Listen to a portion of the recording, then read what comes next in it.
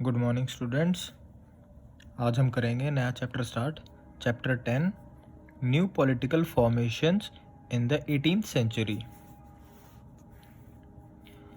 The fall of the Mughal empire. The Mughal Empire flourished under the great Mughals, whose rule began with Babur's accession in 1526 and ended with Aurangzeb's death in 1707। तो Mughal emperor जब जो India में थे वो ज़्यादा कब बढ़े? बाबर के रूल में, जब जो जो कि ईयर था 1526, और उनका राज ख़त्म कब हुआ? औरंगज़ेब की जब मौत हुई, वो कब हुई? 1707 में। These were caused by a number of factors. तो ये जो मुग़ल एम्पायर था, ये जब गिरे, ये जब इनका राज्य ख़त्म हुआ, तो ये कई कई कारणों की वजह से हुआ। Emperor Aurangzeb had depleted the army and financial resources of his empire by fighting a long war in the Deccan। तो जो औरंगज़ेब था, जो राजा औरंगज़ेब था, उसकी आर्मी, उसकी मिलिट्री ख़त्म होती जा रही थी, और उसके जो फाइनेंशियल थे, या मतलब जो उनके पास पैसे थे वो भी उनके ख़त्म होते जा रहे थे, क्योंकि वो बहुत लंबी लड़ाई लड़ने लग रहे थे डेक्कन में। Due to his lost absence from Delhi, his nobles and officials became powerful and ambitious।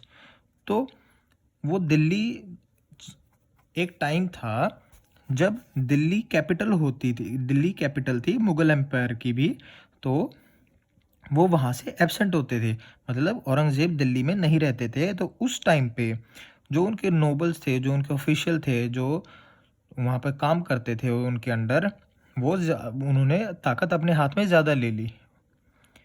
After Aurangzeb's death, territories broke away to form independent kingdoms. तो जैसे ही औरंगज़ेब मरा, उसके बाद जो ऑफिशियल्स थे वहाँ पर, जो भी अधिकारी थे वहाँ पर, उन लोगों ने अपने अपने किंगडम बना लिए और अपने अलग चले गए, और टेरिटरीज जो थी, जो बाउंड्रीज थी, वो बट गई। Peasants and zamindari rebellions in many parts of the northern and western India added to these problems। तो जो peasants थे या ज़मींदार थे, जो व्यापारी लोग थे, उनके वो रेबेलियन हो गए, तो वो बागी बन गए एक तरह के। In many parts of northern and western India, north और वेस्ट इंडिया की तरफ, एडेड टू दिस प्रॉब्लम, और वो ये इन प्रॉब्लम्स को भी ऐड हो रहे थे। These revolts were sometimes caused by the pressure of mounting taxes। तो वो जो रिवॉल्ट्स थे, वो जो ज़मींदार लोग वगैरह कर रहे थे, वो जैसे कि मैं बोलूँ तो आंदोलन, या फिर जो आंदोलन कर रहे थे, जो रिवोल्ट कर रहे थे, जो भड़क रहे थे लोग, तो वो किस चीज़ की वजह से हो रहा था? कि टैक्सेस भी बढ़ रहे थे, ज़्यादा टैक्सेस बढ़ रहे थे, तो लोगों को टैक्स ज़्यादा पे करना था, पड़ रहा था, जो वो कमा रहे थे उस पर, उसकी वजह से लोग ज़्यादा भड़क रहे थे। Eight other times there were attempts by powerful chieftains to consolidate their own position। Mughal authority had been challenged by rebellious groups in the past as well। तो जो मुग़ल अथॉरिटीज़ हैं, जो मुग़ल का जो एम्पायर था, पहले भी काफ़ी बार ऐसा हो चुका था कि उनके ऊपर कई सारे ग्रुप्स ने मिलकर ऐसे हमला किया कि उनको, या फिर उनके खिलाफ हो गए अपने काम करवाने के लिए, लेकिन मुग़ल एम्पायर उस टाइम नहीं झुके। But these groups were now able to seize the economic resources of the region to consolidate their positions.